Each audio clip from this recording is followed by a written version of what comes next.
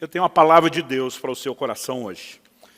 Sempre que a gente lê a Bíblia, é palavra de Deus, vai servir, mas acredito que algumas coisas, elas às vezes vêm debaixo de uma direção, de uma orientação profética de Deus, e quando a coisa certa é dita na hora certa, eu sempre tenho uma expectativa de que a gente possa ter mais resultados. Eu tenho certeza que essa era a palavra que Deus queria que compartilhasse hoje. Então vamos juntos lá para Mateus, capítulo 26. Evangelho de Mateus, capítulo 26. Nós vamos ler a partir do versículo 39. E vamos juntos até o versículo 44. Os versículos anteriores nos mostram o Senhor Jesus no jardim do Getsêmani. Ele anuncia os discípulos que ele vai tirar um tempo de oração e pede que eles aguardem um lugar enquanto ele se distancia um pouco para orar. Mas a Bíblia diz que ele leva Pedro, Tiago e João consigo por conta de estar sentindo tristeza e angústia. E ele abertamente diz para eles, verso 38 narra isso, que a alma dele estava profundamente triste até a morte. Então ele pede que fiquem com ele, que vigiem com ele, e a partir desse contexto nós temos aí o versículo 39 em diante. O texto sagrado diz, adiantando-se um pouco, prostrou-se sobre o seu rosto, orando e dizendo, meu Pai, se é possível que passe de mim esse cálice. Contudo, não seja como eu quero, e sim como tu queres. E voltando para os discípulos, achou-os dormindo. E disse a Pedro, então nem uma hora vocês puderam vigiar comigo? Vigiem e orem para que não caiam em tentação. O espírito, na verdade, está pronto, mas a carne é fraca. Verso 42, retirando-se pela segunda vez, orou de novo, dizendo, meu Pai, se não é possível que esse cálice passe de mim sem que eu beba, faça-se a tua vontade. E voltando-se, achou-os outra vez dormindo, porque os olhos deles estavam pesados. Deixando-os novamente, foi orar pela terceira vez, repetindo as mesmas palavras. Meu Deus, nós clamamos graça e favor do Senhor, a ação do Teu Espírito, o Espírito da verdade. Deus, nós queremos ser conduzidos pelo Senhor no entendimento da palavra, na aplicação do alto. Queremos ser encontrados vulneráveis, responsivos àquilo que o Senhor tem a falar e a ministrar aos nossos corações. E nós declaramos a nossa confiança no Senhor, a nossa dependência no Senhor, na ação do Teu Espírito, no fluir da Tua graça. E oramos que de fato aquilo que o Senhor tem planejado fazer no coração de cada um, dos que estão conosco, dos que nos acompanham pela internet, ao vivo, ou mesmo posteriormente, com uma palavra gravada, nós oramos que esse momento em que ouvem a Tua palavra, que sejam tocados pelo Senhor e que o Teu propósito se cumpra em nome de Jesus. Amém. Bom, esse texto retrata de uma maneira assim muito clara, muito nítida, a humanidade de nosso Senhor, Senhor Jesus. É importante que você entenda, o livro de Filipenses nos diz lá no capítulo 2, que Cristo, subsistindo na forma de Deus, não teve o ser igual a Deus, algo ao qual ele deveria se aferrar, se prender. A Bíblia diz, mas ele esvaziou-se a si mesmo. E assumindo a forma humana, foi obediente, obediente até a morte, e morte de cruz. Então, o texto de Filipenses não apenas mostra o retrato da disposição de Jesus de obedecer até a morte, mas também fala a respeito de um Deus que se esvaziou de si mesmo para assumir a forma humana. Essa expressão esvaziou-se não significa que ele deixou de ser Deus em essência, como identidade. No entanto, ele assume a forma humana. E Cristo anda, caminha e vive nessa terra como um homem. Ele não usou atributos exclusivos da divindade. Alguns atributos de Deus que são comunicáveis, outros são exclusivos, incomunicáveis. Entre eles, a onipotência, a onipresença, a onisciência. A palavra oni significa todo. Onipresente é todo presente. Onisciente conhece tudo. Onipotente tem todo o poder. E Jesus não usou esses atributos. Ele estava limitado a um corpo. Ele ia a uma cidade de cada vez, então ele não usou a onipresença. Ele também não usou a onisciência. A Bíblia diz que ele crescia em sabedoria e conhecimento diante de Deus e diante dos homens. Muitas vezes nós não conseguimos imaginar isso, Mas a criança em casa precisou aprender as primeiras palavras pelo método comum que eu e você passamos, de repetição, né? Não é porque era Deus que já na manjedoura ele estava citando todos os textos da Bíblia de cor enquanto bebê. Muitas vezes nós temos dificuldade de imaginar esse aspecto humano. Jesus também não usou onipotência. Atos 10, 38 diz que Deus ungiu a Jesus de Nazaré com Espírito Santo e poder, o qual andou por toda parte, fazendo bem e curando a todos os oprimidos do diabo, porque Deus era com ele. O texto não diz porque ele era Deus, porque Deus era com ele, ungido com o poder do Espírito Santo. Se os milagres que Jesus operou tivessem sido operados como Deus, então não faria sentido ele dizer, quem crê em mim fará as obras que eu faço e até maiores. Porque se ele tivesse feito como Deus, nós não poderíamos fazer nem o mesmo que dizer qualquer coisa maior. Mas ele agiu como homem ungido pelo Espírito Santo. E há momentos claros nos evangelhos, onde essa humanidade vai sendo destacada, né? A palavra de Deus fala de Jesus cansado, fala de Jesus dormindo, fala de Jesus com fome, fala de Jesus com sono. E nesse momento, a humanidade de Jesus aparece no momento onde nós percebemos o que podemos chamar de um conflito de vontades. Ele em oração está diante de Deus dizendo, seja feita não a minha, mas a sua vontade. Naquele momento Jesus admite que como homem, ele poderia ter uma vontade diferente da vontade de Deus Pai. E esse elemento é justamente o que eu quero destacar. Porque o cenário e a lição que nós temos do jardim do Getsemane é algo extraordinário. E o tema da minha mensagem hoje é aprendendo a entrega. Eu quero falar de uma atitude de rendição, de submissão, do mais profundo nível, não só de obediência, né, mas de rendição. E acho que essa palavra entrega, ela é bem abrangente. Antes de entrar no processo do aprendizado na entrega, eu quero, em primeiro lugar, destacar aqui algumas coisas. A primeira delas é reconhecer que às vezes a nossa vontade pode parecer estar conflitando com a vontade de Deus. O segundo elemento a ser destacado é o entendimento de que o reino de Deus, ou seja, o próprio Deus, suas leis, seus princípios, vem em primeiro lugar. Ou seja, a vontade dele deve prevalecer sobre a nossa.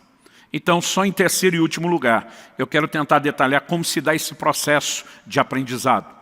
Mas olhando aqui para o Getsemane, eu de fato percebo algumas coisas que nós não podemos deixar de destacar. Em primeiro lugar, o próprio conceito de oração. Eu olho para a igreja moderna e eu vejo um evangelho sendo pregado que está cada vez mais antropocêntrico, significa que o homem está no centro. Me parece, observando muitas mensagens, que o evangelho moderno, vou botar aqui entre aspas, porque não existe atualização do evangelho, ele é único, ele é imutável, me parece que ele visa mais agradar o homem do que a Deus. E de alguma forma, as pessoas parecem ter dificuldade de conciliar o que Deus deve fazer por nós com o que nós devemos fazer por Deus. É lógico que a palavra de Deus traz promessas claras que sinalizam o desejo e a vontade de Deus de agir em meu e seu favor. Mas muitas vezes nós temos confundido as coisas, né? A ponto de colocar Deus num patamar onde Ele existe apenas para satisfazer os nossos desejos. E muitas vezes um desenho equivocado vai se estabelecendo sobre o nosso relacionamento com Deus e a própria oração.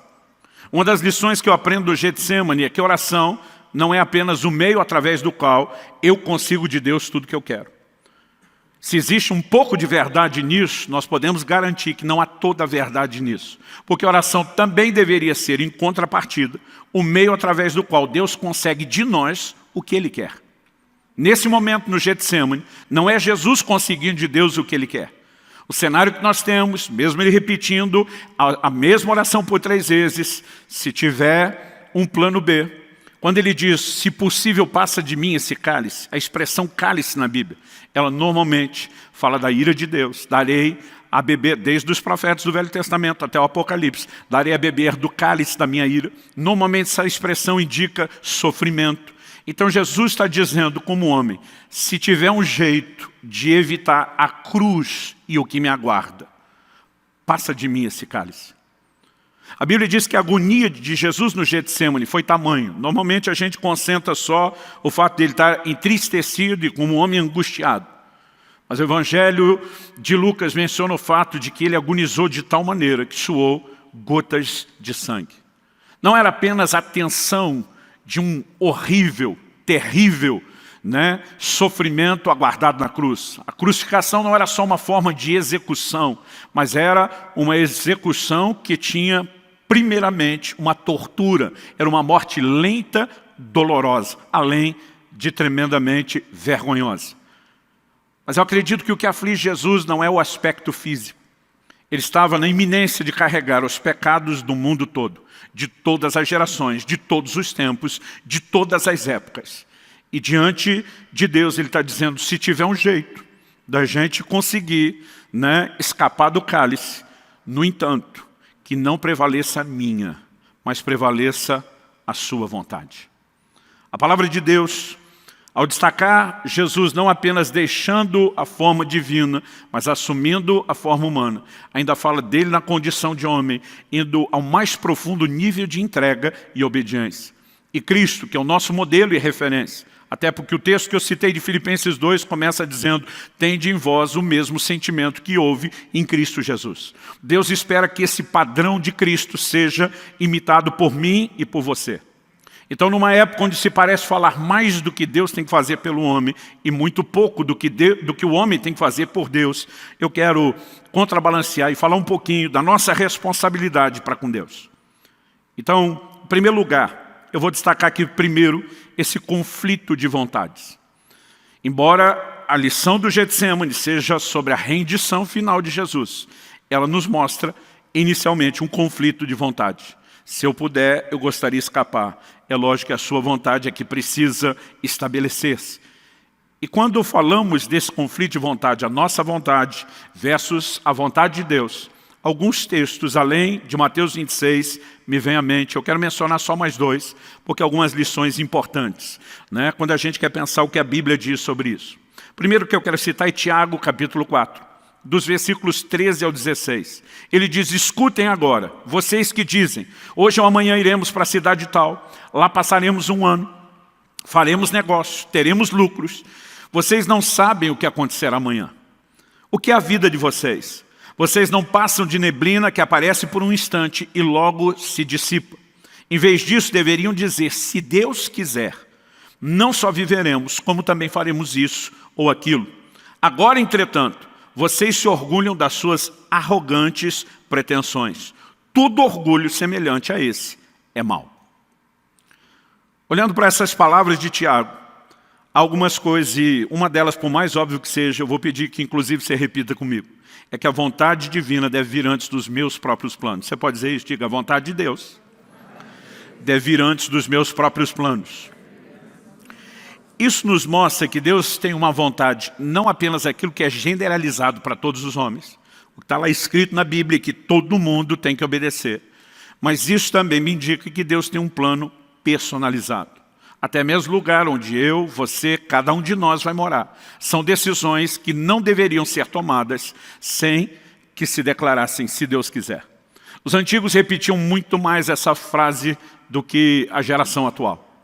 Eu me lembro, né, olhando para os meus pais, para os amigos dos meus pais, que raramente terminavam qualquer conversa ou cogitação de se planejar qualquer coisa, sem que alguém dissesse, se Deus quiser.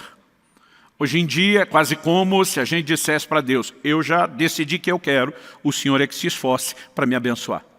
Aliás, tem muita gente tentando andar nesse trilho.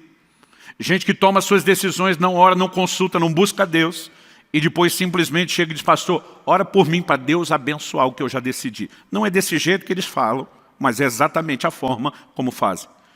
Então, nós precisamos reconhecer que a vontade de Deus deve vir antes dos nossos próprios planos. Há uma vontade personalizada que precisa ser buscada em oração. O texto não está dizendo que eu e você não podemos fazer planos. Há outros textos que até garantem isso, que a gente deveria ter planos. Mas que eu e você devemos depender de Deus para que eles se cumpram ou não.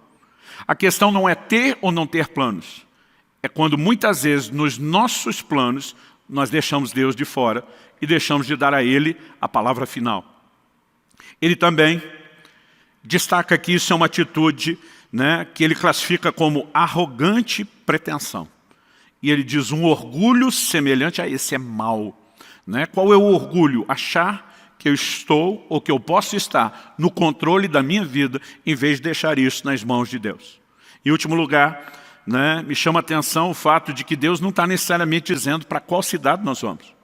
Mas Ele está dizendo que quando eu e você temos o discurso de declarar, se o Senhor quiser, numa atitude de submissão, isso permite que Ele, mesmo muitas vezes não revelando onde nos quer, possa nos conduzir para o lugar que Ele quer, possa intervir na nossa vida.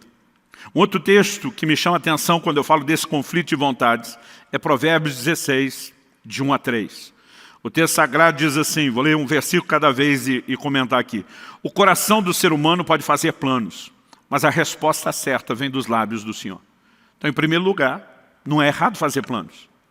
Errado é querer ter a palavra final, quando ela deveria vir da parte do Senhor. Verso 2 de Provérbios 16 diz, todos os caminhos de uma pessoa são puros aos seus próprios olhos, mas o Senhor sonda o espírito. Outra tradução diz que Ele pesa os espíritos ou as motivações.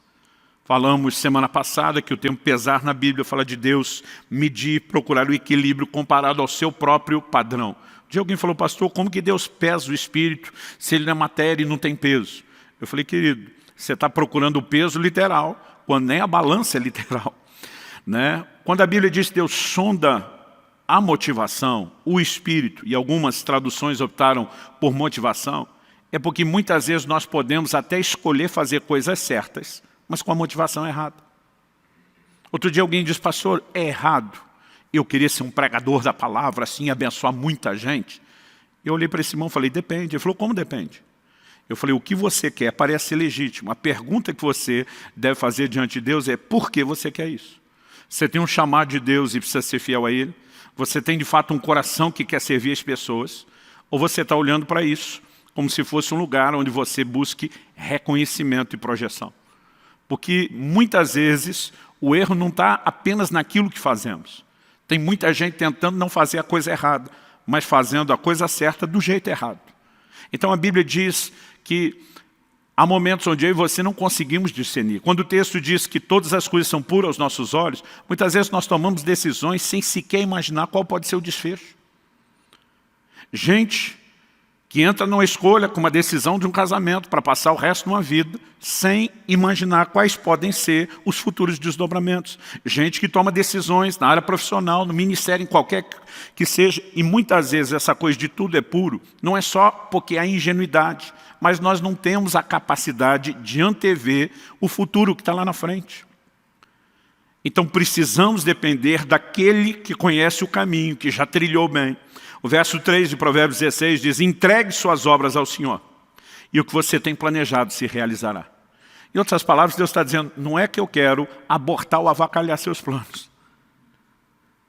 Mas se você me colocar à frente, até boa parte daquilo que você planejou, pode ter a garantia de eu te conduzir da forma correta a esse lugar. Fato é que nós precisamos entender a importância de viver nesse lugar. Então, Deus deixa o homem planejar, embora ele espera ter a palavra final. Ele pesa as motivações, porque muitas vezes nós estamos tentando só avaliar o que será feito, mas Ele também vai agir através da entrega. Tem um episódio muito interessante no meu relacionamento com Israel, meu filho, onde ele chegou à fase da adolescência. Eu estava tentando ensiná-lo a importância de fazer escolhas, de fazer as avaliações, tentando treiná-lo, prepará-lo para a vida, que é cheia de escolhas. E ele me trouxe uma situação, falou, pai, estou muito indeciso se eu faço isso ou aquilo. Eu falei, filho, o que você quer fazer? Eu falei, pai, como assim? Eu vim perguntar para você. Eu falei, agora estou te perguntando de volta. O que você gostaria? O que você quer escolher? E por que você escolheria? Ele parou, pensou um pouco, depois ele olhou para mim e falou, não, pai. Eu que vou reformular a pergunta. Pai, o que você quer que eu queira? E aquilo me incomodou. Eu falei, não, filho. Eu estou justamente tentando te ensinar que você tem que fazer as suas escolhas. Eu não posso viver escolhendo por você. Ele falou, pai, eu sei disso. Mas ele falou, não sou bobo. O senhor já fez algumas dessas escolhas, talvez até errado, já aprendeu com elas. O senhor já transitou por alguns desses caminhos. E por que eu tenho que ficar arriscando se eu posso recorrer a uma fonte como o senhor e confiar em você? Olhei para ele e falei, você não é bobo mesmo. Sabe, querido, muitas vezes, e muitas vezes mesmo orando, Eu lembro daquela frase do Israel e eu digo para Deus, o que o Senhor quer que eu queira? O Senhor me deu livre-arbítrio, o Senhor me deu direito de escolha. Isso não significa que eu preciso ignorar os seus conselhos ou deixar de buscar a sua vontade. Quem está entendendo, diga amém. Não é apenas em momentos onde há conflito, em momentos onde nós nem conhecemos. Bom, vamos pular a etapa do conflito de vontades e dizer por que não podemos deixar o conflito de vontades acontecer. E por que a semelhança de Cristo, precisamos dizer, apesar de honestamente ser essa a minha vontade, eu me submeto à tua e oro para que a tua vontade seja feita. Há uma premissa que deve reger todo o nosso relacionamento com Deus, é que o próprio Deus e o seu reino precisa vir em primeiro lugar. Vou esperar que pelo menos um dissesse um amém aí. Jesus diz em Mateus 6,33, busque em primeiro lugar o reino de Deus e a sua justiça, e as demais coisas serão acrescentadas. Você sabe quais eram as demais coisas que ele estava falando? Se você olhar os versículos anteriores, Jesus está falando de necessidades básicas. O que vamos comer, o que vamos beber, o que vamos vestir. E diz, não preocupa com isso. Em outras palavras, antes disso, se preocupar com a sua subsistência, foque em colocar o reino de Deus antes de você e antes das suas necessidades básicas. O problema é que muitos de nós queremos viver no reino sem a premissa do reino, de que o próprio Deus precisa ocupar o primeiro lugar, de que o próprio Deus vem antes. Quanto custa o reino de Deus? Eu gosto sempre de repetir isso. De acordo com Jesus, o reino de Deus custa tudo que você tem. E às vezes quando eu falo essa frase, principalmente para essa nova geração, que é contra qualquer expressão de sacrifício, de compromisso, que tudo está feito e pronto, eles dizem, não, é pela graça. Eu digo, mas não é de graça. Pela graça significa que nada que você faz te fará um merecedor. O crédito é todo de Deus e da obra de Cristo Jesus. Isso não significa que você não tem que fazer absolutamente nada. Quando a gente fala que o reino de Deus custa tudo, é só olhar o ensino de Jesus. Mateus capítulo 13. Em 3 versículos, do 44 ao 46, ele conta 2 parábolas. Nas duas, apenas alegorias distintas que falam a mesma coisa. Ele diz, o reino de Deus custa tudo que a gente tem. Pastor, está escrito desse jeito? Não, bem parecido. Jesus diz, o reino de Deus é semelhante ao homem que encontrou um tesouro escondido no campo. Movido de alegria, vai e vende tudo o que tem para adquirir o campo. A figura é de que o campo com tesouro representa o reino. Quanto custa o reino? Tudo que tem. Depois Jesus diz, o reino de Deus é semelhante a um negociante que encontrou uma pérola de grande valor. Ele também vai e vende tudo que tem para adquirir a pérola. É sempre um tesouro que vale mais do que tudo que nós temos, a ponto de desistirmos de qualquer outra coisa para termos aquilo. Isso fala da natureza de prioridade que o reino de Deus precisa ocupar no meu e no seu coração. Pastor, o senhor está querendo dizer que eu compro minha entrada no reino de Deus? Não, você não compra nada. Você foi comprado, não é você que compra. A Bíblia diz que Deus em Cristo Jesus realizou uma obra de redenção, de resgate, ou seja, Ele nos comprou pelo seu sangue. Então não é a gente que compra, nós somos comprados. Mas pastor, se eu fui comprado já, por que é que custa o que eu tenho? Porque se você não reconhecer a legitimidade do ato de compra que Jesus realizou na cruz, você não tem direito ao benefício da compra. E como que você reconhece isso? Romanos capítulo 10 diz, lá nos versos 9 e 10, se no teu coração creres que Deus ressuscitou a Jesus dentre os mortos, e com a tua boca confessares a Jesus como Senhor, será salvo. Agora, interessante que a Bíblia diz que a gente tem que confessar Jesus Senhor. E a igreja contemporânea mudou isso. Não tem que confessar Jesus Salvador. Você não vai achar isso na Bíblia. Mas Jesus não é Salvador? É. A Bíblia diz que você confessar Ele Senhor, você vai ser salvo. Se Ele salva, Ele é Salvador. Mas Salvador não é o objeto da confissão. O objeto da confissão é a palavra Senhor. Essa palavra no original grego, ela tem um significado que nem de longe na língua portuguesa ou na cultura moderna atual, eu e você conseguimos arranhar. Ela, na verdade, era a palavra que um escravo usava para se dirigir ao seu amo, ao seu dono, ao seu possuidor. Ou seja, o máximo que eu e você temos na nossa cultura é mera e simplesmente o filho talvez dizendo para o pai de uma forma respeitosa, sim senhor, ou alguém dentro da cadeia de comando, com uma patente militar mais alta, batendo continência, dizendo sim senhor, muito mais um tom de respeito ou de uma suave submissão. Essa palavra, curios, no original grego, como eu disse, era usada somente a alguém que possuía, que era dono da pessoa. Então, o que a Bíblia está dizendo, que traz salvação para mim e para você, não é apenas reconhecer o sacrifício, a morte e a ressurreição de Jesus. Isso a gente crê, mas é confessá-lo Senhor. Ao confessá-lo Senhor, nós estamos dizendo, todo o controle da minha vida passou às suas mãos no dia que você me comprou pelo sacrifício da cruz. Essa confissão é uma forma de nos curvarmos diante dele e dizer, eu me rendo ao seu senhorio, eu aceito que você é meu dono, que você comprou o que eu sou, o que eu serei, o que eu tenho um dia terei. E ao reconhecer a legitimidade do ato de compra, você está desistindo de tudo. Então o reino de Deus não custa tudo porque você compra. Custa porque você tem que abrir mão de tudo e colocá-lo em primeiro lugar, reconhecendo que Ele é o seu dono e dono de tudo. Não há evangelho sem esse reconhecimento. Agora, nós temos muitas vezes tentado viver um padrão onde parece que as pessoas estão invertendo as posições. Alguns parecem que acreditam que eles são senhores, que eles dão a ordem e comando e que Deus é que é o servo para ficar obedecendo e mimando a gente em tudo. Me entenda bem. Eu não estou falando que Deus não vai responder orações. Ele disse que a gente poderia pedir o que quiséssemos. Não estou negando que há um aspecto da oração onde a gente consegue de Deus o que a gente quer. O que nós não podemos é desbalancear. E deixar de acreditar que quem é Senhor é Ele e quem é servo somos nós. Nós não podemos desbalancear e deixar de entender que também na oração nós encontramos esse lugar e esse ambiente de rendição para que a vontade dEle é que se cumpra. Na oração modelo, que nós apelidamos de Pai Nosso, o Senhor Jesus nos ensinou a dizer, venha o teu reino, teu governo, venha ser rei sobre nossas vidas, seja feita a tua vontade. A oração é um dos caminhos pelos quais eu e você nos submetemos a Deus. Em Lucas, no capítulo 14, se você for rápido de endereço, abre lá, eu gostaria que você acompanhasse comigo. Nós vamos começar no versículo 25. Lucas 14, 25. Nesse texto, o Senhor Jesus, de uma forma assim muito clara, ele pontua o que significa ser seu discípulo.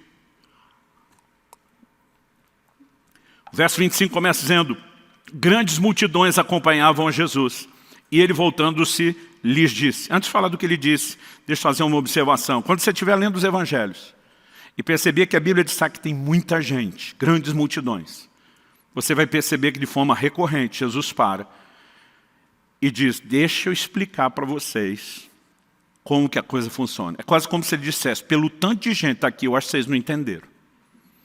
Não significa que ele não quer as multidões. Significa que ele sabe como funciona o coração e a natureza do homem. Ele está olhando para eles e dizer, deixa eu explicar.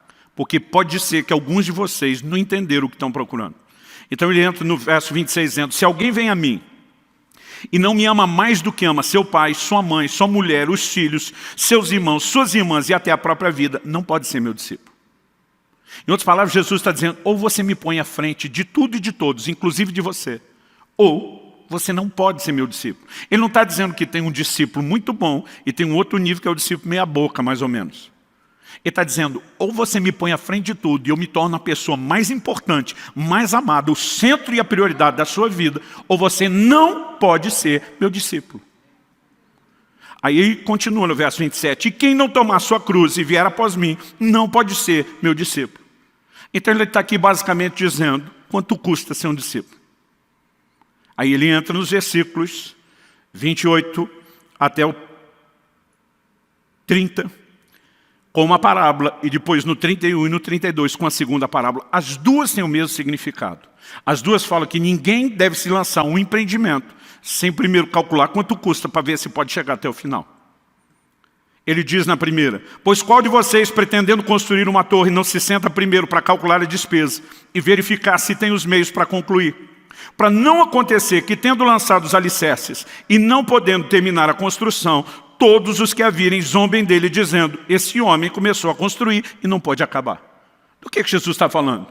De orçamento, planejamento financeiro? Sim, só como exemplo. A mensagem não é como eu e você devemos cuidar da nossa vida material e financeira. Ele pega essa lógica e aplica isso como um exemplo para algo que é espiritual. Verso 31 e 32. Ou qual é o rei que indo para combater outro rei, não se senta primeiro para calcular se com 10.000 homens poderá enfrentar o que vem contra ele com 20.000. Caso contrário, estando outro ainda longe, envia-lhe uma embaixada pedindo condições de paz.